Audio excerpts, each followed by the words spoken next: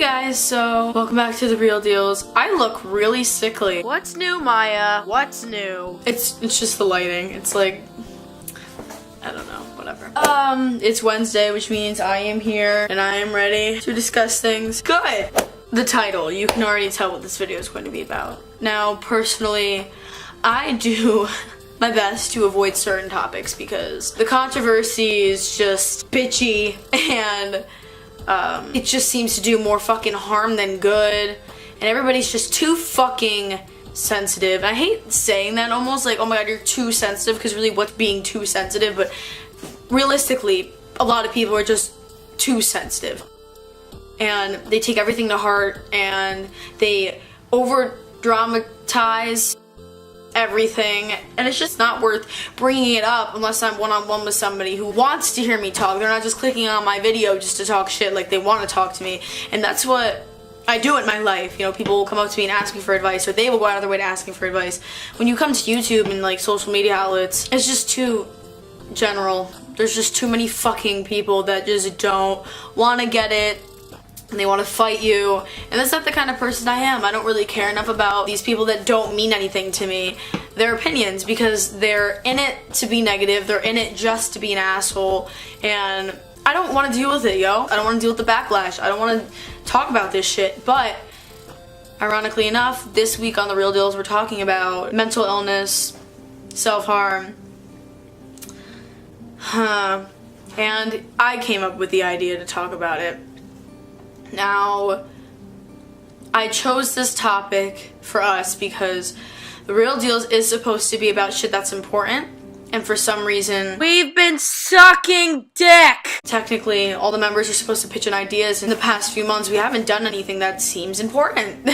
And this topic is very cliche and fucking annoying. I think this topic is very annoying. No matter how you go about it, even if you are being as soft-spoken and kind as possible, people will still aggressively and angrily disagree with you to the point where it's like a life or death fucking situation. People act like it. But that's what The Real Deals is about. Dealing with controversial topics that are interesting to talk about, and I want to exercise these things. Now, I've made videos on this topic before, but I took them down. And not because I got terrible feedback, but because I got some terrible feedback that it like made me lose hope in society and in people. So I just didn't want to continue to lose hope, even though I got mostly positive feedback from it. I was like, fuck it, I'll delete it. And I was kind of dreading making this video. Like, I was sitting in class and I was like, and I didn't dread making this video because I don't want to sit here in front of the camera and talk about it. I just don't like the response that I get from some people when it comes to this topic specifically. And I'm not one to talk about things in a light manner. I believe in tough love. I believe that everybody has a right to their own opinion. If you strongly disagree with me, go for it. You can fucking say so. It's just like the way you go about it judges your character, not mine. And it's just like a chore to deal with. Whatever, I'm gonna talk about it anyway. I guess we can cover mental illness, self-harm, and my opinions and experiences with both. Maybe I'll go into more detail on my personal channel because it's my personal channel. Everybody goes through things. Everybody has problems. No one's life is perfect. Doesn't matter how much money they have. Doesn't matter if their family is still together. Doesn't matter if they have really good friends. Life throws shit at everybody. Everybody goes through shit. And I know that's prevalent. And you might be like, yeah, Maya, duh, everybody fucking goes through shit. But a lot of people forget that. It's just like a fact that we don't pay attention to. They say you should be nice to everybody because you don't know who's having a bad day, and that's true. Like, everybody could potentially be having a bad day or something could have happened. Who knows? And that's the whole point of, you know, treat others how you want to be treated and like respect your peers. But that goes hand in hand with the fact that everybody does go through shit, and that's why you're not alone in this. That's why people can relate to you despite how, oh my god, like, my life is so horrible. You might have that fucking mindset. You are not special in the sense that you're the only one who deals with shit. I, for instance, am allergic to basically everything, whether it be like surface touch or consumption. I have an EpiPen, I take medication, I have like really weird health. I'm not gonna say I have low health, even though like I kind of do, but like my health is really strange and I get sick really weirdly. It's just, I can talk about it another day, but even when you have like a rare condition, I know I'm not alone in this. Like I know I'm not, oh my god, I'm so fucking special, like I'm the only one who deals with this, because I'm not. There are so many fucking people in the world that are allergic to fucking foods and shit.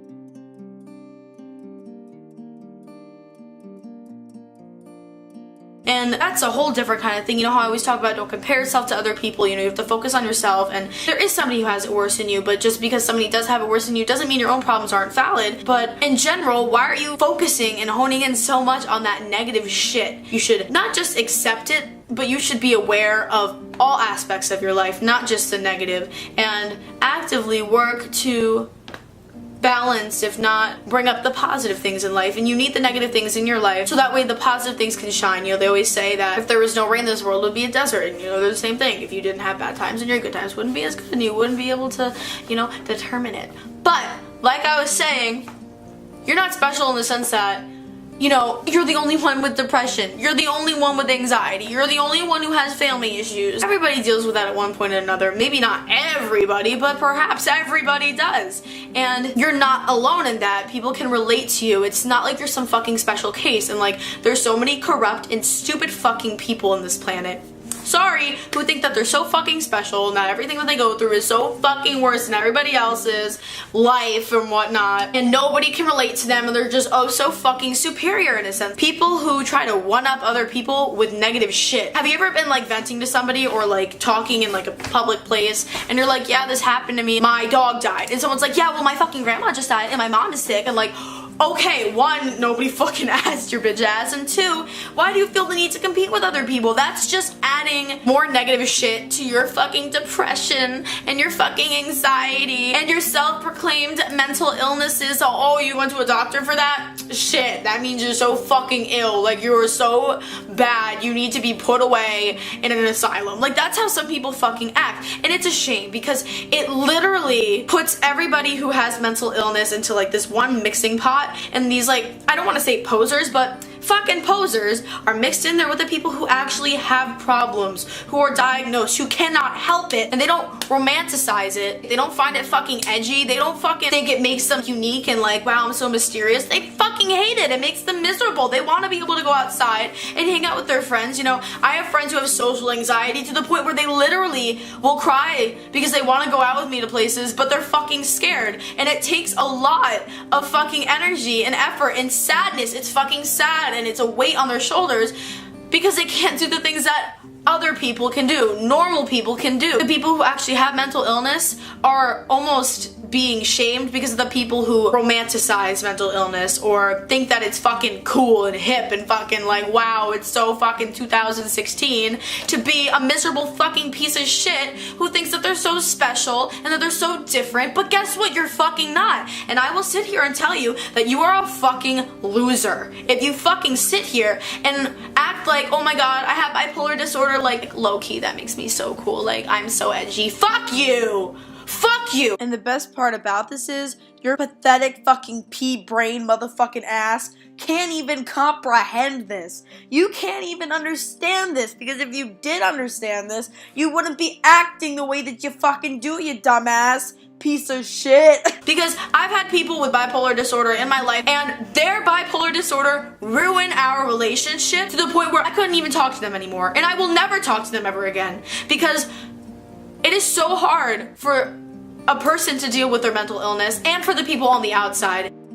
And if the person with the mental illness, one, isn't willing to actually, you know, focus on it and try to work on it, then it's not going to work for anybody around them either. But people with genuine mental illness do not like it. They don't want it. It doesn't make them fucking quirky and cool and like, oh my god, like, wow. Wait, what? Fucking Tumblr, social justice warrior, I'm so unique. Like, fuck you. Fuck you, fuck you, fuck you. If you have that mindset. It is not cute to have a mental illness. It's not fucking like, oh my god, like, daddy, shut up. Oh? Like, you're so annoying. You're so bad. You are like disrespecting everybody who actually has mental illness. And like, I think that in our own way as people, everybody, like I said, everybody deals with shit. I think everybody has a little something going on once in a while, if not all the time. And you know, there are things that I'm not comfortable flat out saying, and I drop hints through my music and some of my writings and shit. of the issues that I deal with. But one, people with mental illness or things going on, most of the time they don't want other people to know because it's a disadvantage in a lot of senses.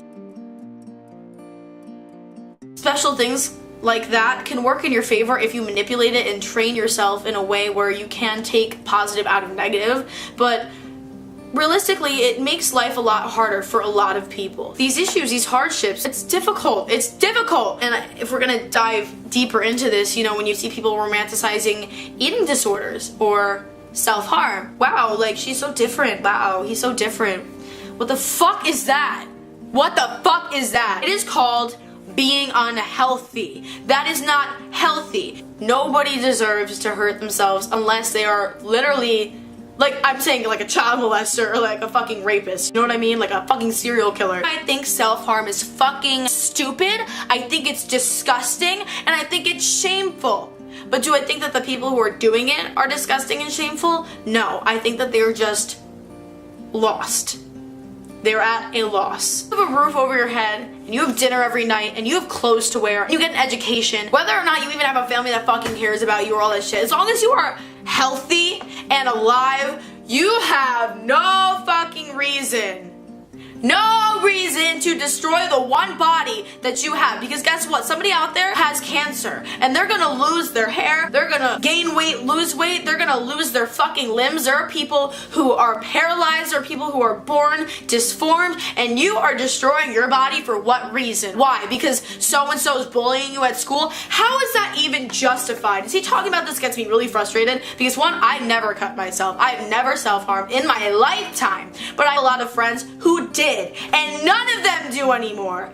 None of them. And I wish that they were here to talk about it, and I'm gonna do that for my personal channel. It doesn't do anything. Oh, it takes away the pain in the moment. Get a hobby! Do something to benefit your life. You are just adding more negative on top of negative on top of negative.